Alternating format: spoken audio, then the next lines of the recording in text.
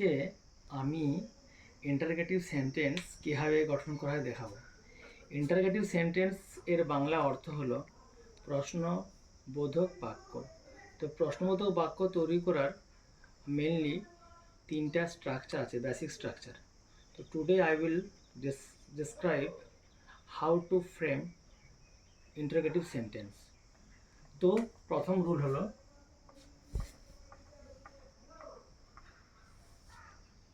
WH word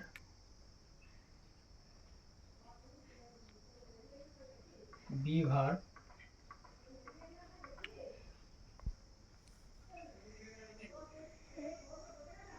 subject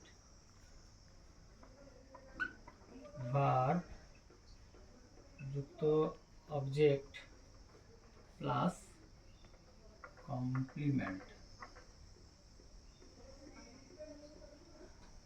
plus জিজ্ঞাসা চিহ্ন। এটা একটা গঠন। 2 নাম্বার ডু ভার্ব যুক্ত সাবজেক্ট যুক্ত ভার্ব যুক্ত object plus complement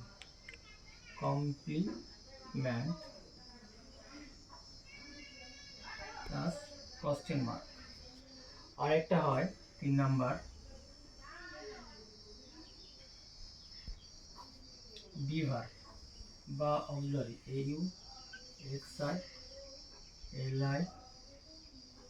AUXILI auxiliary verb plus subject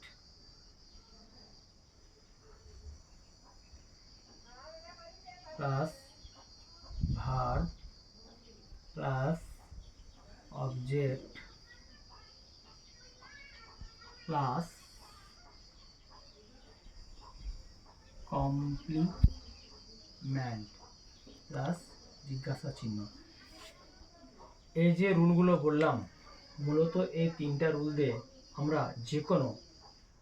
যে কোনো ইন্টারগেটিভ সেন্টেন্স তৈরি করতে পারি।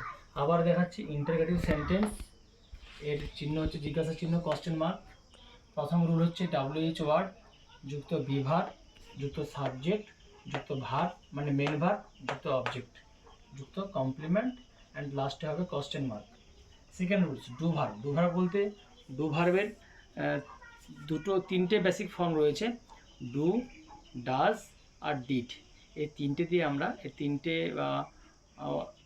ফর্ম দিয়ে আমরা ইন্টারগেটিভ কোশ্চেন তৈরি করতে পারি। So let us discuss about this. Next, auxiliary verb plus subject plus main verb plus object plus complement plus question mark. তো এইভাবে আমরা ইন্টারগেটিভ সেন্টেন্স তৈরি করতে পারি। আজকে মূলত এই তিনটে প্যাটার্ন আলোচনা করব এবং পরের ভিডিওতে আমরা এক একটি প্যাটার্ন ধরে কীভাবে ইন্টারগেটিভ সেন্টেন্স তৈরি করা যায় সেগুলো নিয়ে এক্সাম্পল দেবো।